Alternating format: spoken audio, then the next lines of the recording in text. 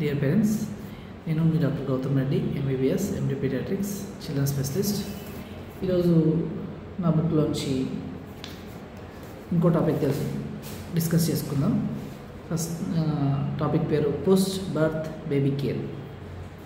Okay, initiate breast feeds as soon as possible. Try to establish skin to skin contact of the baby with mother. తల్లిపాలు ఎంత తొందరగా start చేస్తే బేబీకి అంత మంచిది. Keep feeding your baby as regular feeding stimulates milk production. తల్లి పాలు ఇస్తేనే తొలిసారి తల్లి అయిన మదర్కి పాలు ఇస్తేనే పాలు వస్తాయి. రావట్లేదు అనుకుంటే రావు, ఇస్తేనే మిల్క్ ప్రొడక్షన్ జరుగుతుంది. Try to feed the baby every second hourly followed by 10 to 15 minutes of burping or on demand feeding can also be given. బేబీని ప్రతి 2 hours ఫీడింగ్ ఇవ్వచ్చు బేబీకి, లేకపోతే ఆన్ డిమాండ్ ఫీడింగ్ కూడా ఇవ్వచ్చు. ఫీడింగ్ ఇచ్చిన తర్వాత బర్పింగ్ 10 to 15 minutes ఇక్కడ భుజం మీద వేసుకొని వెన్ను 10 నుంచి 15 నిమిషాలు వెన్ను తట్టాలి ఖచ్చితంగా. Keep the baby warm by using head cover gloves for hands and legs and adequate clothing. బేబీని ఎప్పుడైనా ఖచ్చితంగా వెచ్చగా పెట్టాలి, ఎందుకంటే బేబీ చిన్న చిన్న పిల్లలకు బాడీ నుంచి హీట్ తొందరగా వెళ్ళిపోతుంది. అది ప్రివెంట్ చేయడానికి మనం హెడ్ కవర్ గ్లౌస్ అవన్నీ వేయాల్సి ఉంటుంది. Maintain hygiene. Make sure you wash your hands when you touch your baby. బేబీని ఎప్పుడైతే మీరు ముట్టుకుంటారో శానిటైజేషన్ ఖచ్చితంగా చేసుకోవాలి, లేకపోతే సోప్ వాటర్తో అయినా కడుక్కోండి. Avoid overcrowding in hospitals as it can cause infection as it can cause transmission of cold, cough or any other infection to the baby.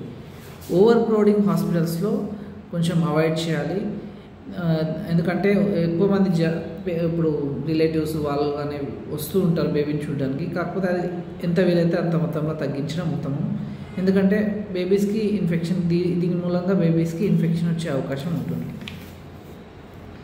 Keep the baby in the same room and bed where mother is present. Keep the baby in the cradle or away only when mother is sleeping. బేబీని